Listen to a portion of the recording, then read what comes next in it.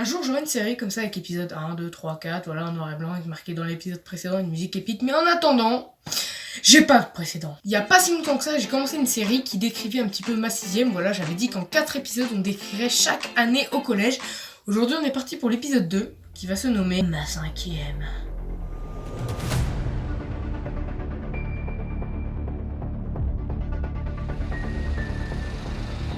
Donc l'année de 5ème commence plutôt bien, voilà, j'avais fait une demande en fin de 6ème d'être dans la classe de ma meilleure amie et de Samy, et contre toute attente, demande acceptée. Et donc je me retrouve dans cette classe, tu vois, et je retrouve un petit peu plus de potes de la primaire, puis comme j'ai déjà passé 1 an dans le collège, je connais un petit peu plus de personnes qui n'étaient pas dans cette classe. Mais bon, je me dis c'est pas grave, t'as déjà fait une année au collège, donc on est parti pour la 2ème année, année de 5ème. Donc avant de bien commencer l'histoire, on va déjà établir 6 prénoms, comme ça va être beaucoup plus simple pour raconter l'histoire. Donc on a Samy, mon meilleur pote, on a Micheline, ma meilleure pote, on a Lola, la première fille avec qui je vais sortir, on a Issa, la deuxième fille avec qui je vais sortir, et on a Clément, qui est... Donc l'année commence, quelques jours passent, quelques semaines passent, quelques mois passent, voilà, ça va, ça se passe bien, dans l'ensemble les notes sont pas trop dégueulasses, jusqu'en fin de 5ème, mais ça c'est encore une autre histoire. Et donc voilà, le début de l'année se passe pas trop mal, donc ça va. Jusqu'au moment où Clément et Lola sortent ensemble. À partir de ce moment-là, je comprends que comme je traîne beaucoup plus avec Clément qu'avant, je me dis que comme il sort avec Lola, je vais me rapprocher un petit peu plus de Lola, et donc de sa meilleure pote, Isa. Est-ce que tu sens la douille venir un peu là? Donc ils restent ensemble, 1 semaine, 2 semaines, 3 semaines, paf, ils sont plus ensemble, c'est bon, c'est fini. À partir de ce moment-là, je découvre que je m'entends énormément bien avec cette fille, mais bizarrement, je m'entends énormément mieux qu'avant avec elle. Est-ce que tu sens encore la douille venir? Et donc je discute avec elle par message, on parle, on me dit ça va, tu vas bien, oui, ça va, tu fais quoi, nana, bon bref, les discussions normales d'ado, on va dire. Jusqu'à un soir où elle me dit bonne nuit, je lui dis bonne nuit, je m'endors, et là, paf! Révélation. Je fais un rêve prémonitoire. Dans ce rêve, c'est pas compliqué, il y avait tout le monde, Lola, Issa, Clément et tout. On était tous là, on était tous dans ma chambre, on regardait tous la télé, on était tous sur mon lit. Je sais, ça fait beaucoup de tout en une phrase et en plus c'est tout bizarre. Donc à ce moment-là, on regarde tous la télé, je me pose pas trop de questions et là j'entends un bruit. Je me retourne et au moment où je me retourne, je vois que Lola se retourne. On se retourne tous les deux en même temps dans mon rêve. Ce qui veut dire qu'en même temps, on se regarde dans les yeux. Et pendant 10 à 30 secondes, j'ai compris que j'étais amoureux d'elle. Et donc le lendemain, j'arrive et tout, et là, dès qu'elle arrive, tac, je ressens un truc dans le cœur, et un truc dans mon ventre. Et à partir de ce moment-là, j'ai compris que les papillons dans le ventre, ça existait bel et bien. Je pensais que c'était des conneries, tu vois, genre un petit peu les clichés. Mais non, c'est totalement vrai. J'étais amoureux. Et donc les jours passent, les semaines passent, et arrive un mercredi où je décide de porter mes couilles, d'aller la voir et de lui dire... Non, c'est pas vrai, c'est un pote à moi qui va le dire. Et donc il va la voir et il lui dit « Ouais, Pierre, il t'aime et tout. » Tu sais, c'est un peu le pote que tout le monde a mais personne veut avoir. Et donc il lui dit, et à partir de ce moment-là... la connasse, elle m'a mis un râteau. Je pense qu'elle a plutôt pensé que c'était une connerie vu qu'à ce moment-là, elle a dit « Eh mais t'es malade, je sortirai jamais avec ce mec-là. » Non, je crois pas, ouais. No way. Et si tu veux, à ce moment-là... J'avais un petit peu les boules, oui, on va pas se le cacher. Mais du coup, c'est pas grave, je vais la voir, je lui dis non, c'est pas vrai, c'était une connerie de Michel, t'inquiète pas, c'était pour déconner. Bon, bref, du coup, la vie se poursuit. Jusqu'à ce vendredi. Vendredi avant les vacances. 2 semaines de vacances, en février, où je partais bel et bien à l'île de la Réunion.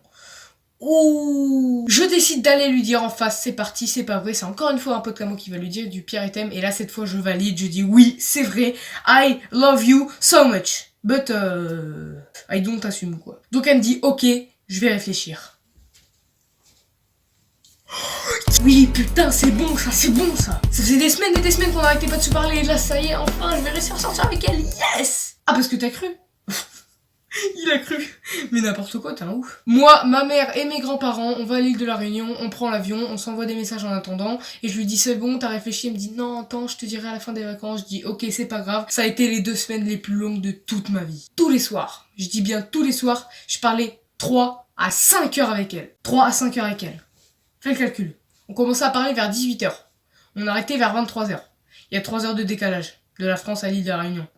Tous les soirs, je me couchais à 2h du mat. Pour certaines personnes, c'est leur habitude, sauf que moi, je me levais tous les matins à 9h. Parce que tous les matins, mon papy était énormément motivé. Bah, comment te dire qu'il voulait faire une activité tous les jours. Toutes différentes. C'est limite, c'était même pas 2 par jour. Du coup, tous les jours, tous les soirs, 7 heures de sommeil, c'était la merde. Certaines personnes vont venir et vont me dire, ouais, mais ça va, c'est pas beaucoup, c'est mon habitude. C'est bien, sauf que moi, comme je suis un gros porc, si tu veux, il me faut beaucoup de sommeil. À moi, quand j'ai pas mes 10 heures de sommeil, je pique une crise, je te pète la gueule au réveil. Bref! Les vacances passent, on est le samedi avant la rentrée, c'est-à-dire on est le samedi, je sais pas, c'était en février, mais je sais pas c'était le combien. Bref, du coup, je lui envoie un message, je lui dis c'est bon, est-ce que t'as réfléchi? Est-ce que pour nous deux c'est ok? Réponse? Non. Et on est reparti pour la galère, la tristesse, le seum, enfin bref, tout ce que tu connais dans un chagrin d'amour. J'étais dégoûtée, dévastée, j'envoie des messages à mes potes, je leur dis mec, elle veut pas, qu'est-ce que je fais? Ils m'envoient tous, sans exception. Envoie-lui, t'es sûr. Et donc je me dis mais quoi, mais qu'est-ce que c'est que ce truc de merde? Il faut savoir que je lui ai envoyé, t'es sûr? Et qu'elle m'a renvoyé, non. C'est parti pour encore une fois 2 semaines d'attente pour au final sortir que 2 jours avec elle. Parce qu'au bout de ces 2 jours, elle me dit, je pensais qu'on aurait été plus proches. Elle aurait pensé que...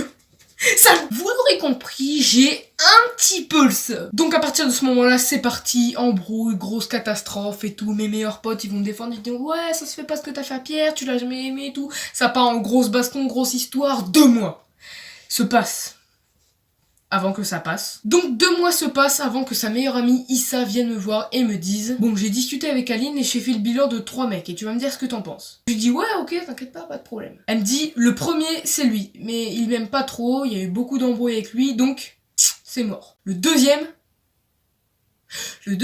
c'est lui. On est déjà sortis ensemble, c'est mon ex, mais franchement c'est vraiment pas ouf. Et je lui dis bah ok, dis-moi le troisième. Elle me dit c'est toi. Je lui dis bah vas-y explique-moi tes arguments. Elle me dit bah je sais pas, t'es plutôt mignon, t'es gentil, tu me fais rire donc Et je me dis, à ce moment-là je me réchis dessus, petit clin d'œil à la 6ème, ça y est, je suis en couple pour 6 jours. Après ces 6 jours, elle vient me voir, elle me dit je trouve que tu t'es trop foutu de ma gueule, on n'était pas assez proches, enfin ouais mais exactement pareil que Lola. Et ensuite elle me dit, de toute façon je sais que tu t'en fous, salut. Ma réaction, ok. Donc je te disais, alors qu'en vrai, j'avais totalement le seum. J'ai juste fait genre j'allais bien, j'étais pas blessée parce qu'il y avait mes potes. Et tu sais, quand tu te fais larguer devant tes potes, c'est vraiment pas ouf, tu vois. Surtout si tu fais mec blessé, genre... Pourquoi? Du coup, j'ai fait genre je m'en foutais, puis le soir, je suis rentrée chez moi, j'ai pris mon cousin... Non. Puis après, re-embrouille, re-problème, jusqu'à la fin de la 5ème, bref, t'as compris. Mais après tout ça, j'ai quand même rencontré des personnes incroyables en 5ème, c'était vraiment génial, c'était vraiment une belle année, hormis ces 2...